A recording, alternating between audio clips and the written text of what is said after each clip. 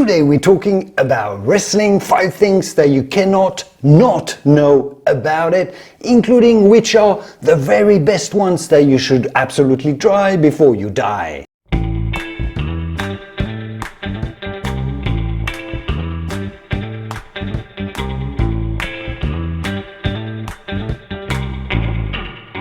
Hello, bonjour and welcome to your new Bonner Private Wines video where we learn together everything that you need to know about wine weekly. I'm your host, Julian, Bordeaux-trained winemaker. If you love learning about wine, you've found the right channel. Watch this video, and if you like it, make sure to stay tuned to not miss a drop. Let's go.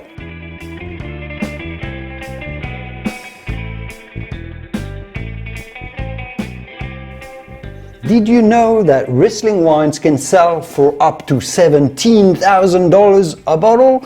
We'll get back to that in just a minute. An overview of the style first. As the name suggests, Riesling originated in Germany. Widely regarded as the home of Riesling, Germany boasts some of the most famous regions for producing aged worthy Rieslings. Along the Mosel and Rhine rivers, you'll find steep vineyards and very cool climates, ideal conditions for growing Riesling grapes in top German regions that are the Mosel, Rheingau, Nahe, Pfalz and Rheinhessen. Riesling spread around Germany in neighboring countries, and it's a very popular style in next door's Austria too, and more importantly in the Germany bordering French region of Alsace. In the New World, it's virtually everywhere where the climate can be cool enough for it. In the US, that's mainly Washington, Oregon and New York. Canada, of course, New Zealand and even some valleys of Australia. Small amounts in Chile as well.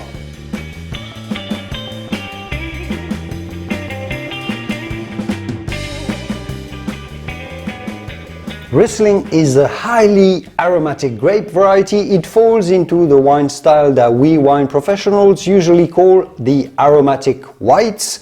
The aromas, when you smell Riesling, you'll encounter intense aromas even when the wine is ice cold. These aromas include orchard fruits like nectarine, some apricot, honey, crisp apple and pear. On top of that, you'll find additional scents such as honeycomb, jasmine, lime peel and a striking aroma reminiscent of petrol, or what we call kerosene. As wine professional, we often use this term. On the palate, Riesling has a high acidity similar to the levels found in a lemonade, for example, which contributes to their refreshing character. The dry Rieslings offer crispness, citrus notes like green apple and mineral undertones. They're called trocken, which means dry in German.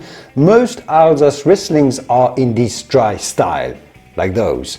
Sweet Rieslings display medium sweetness with flavors of peach, apricot and honey, a bit riper fruits. Therefore, the German Prädikat Rieslings, including Cabinet and Spätlese, which we'll talk a bit more in a second, fall into this category.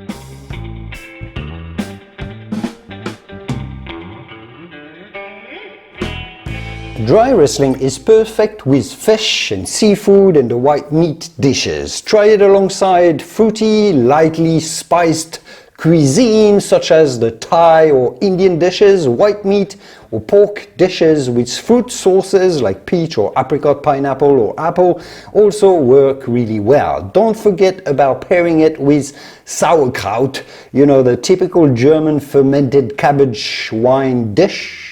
Sweet Rieslings are just wonderful on desserts, of course, or digestif. They're so complex. Recommended serving temperature is usually chilled at around 50 degrees Fahrenheit or 10 degrees Celsius.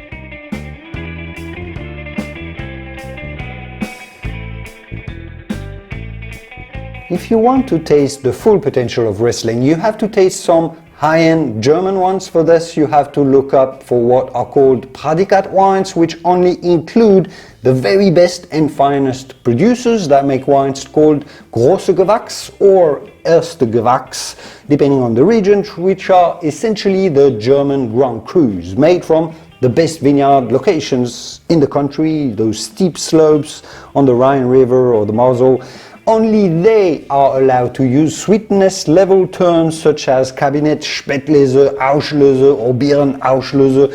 So look out for those words on labels. If you want a dry one though, make sure it says trocken on the label. That's dry in German. Those you also need to try are the Grand Crus from Alsace in France, made from the best vineyards in this region. What's great is that the Alsace Rieslings are pretty much always dry unless they say otherwise on the label, which is opposite what Germans do. Germans are normally sweet unless they say dry. And the Alsace Rieslings are a little richer, riper and fruitier and fuller in body as well.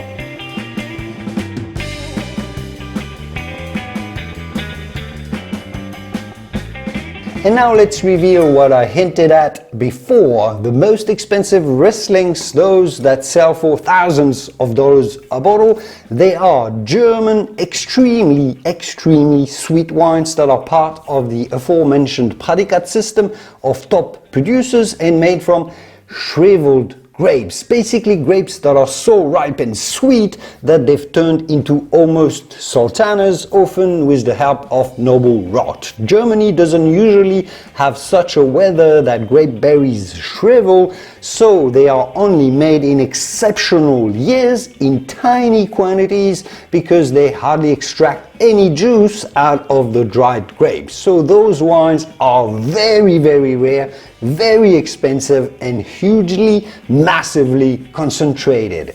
The style is called Trockenbeerenauslese or just Birnenauslese, and the most expensive ones are those made by cult producers, of course, on top vineyard locations such as Egon Müller's Schatzhofburger Riesling Trockenbeerenauslese at $8,000 a half bottle.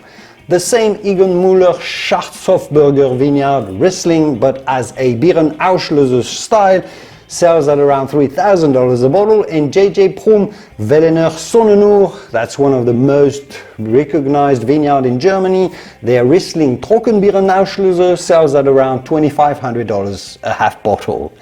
I hope you enjoyed the video. Don't forget to leave us a like if you did. Best ways to support the channel. Thank you for that. And I suggest you watch these videos next to keep learning ever more about vino. See you soon in the wonderful world of wine. Cheers.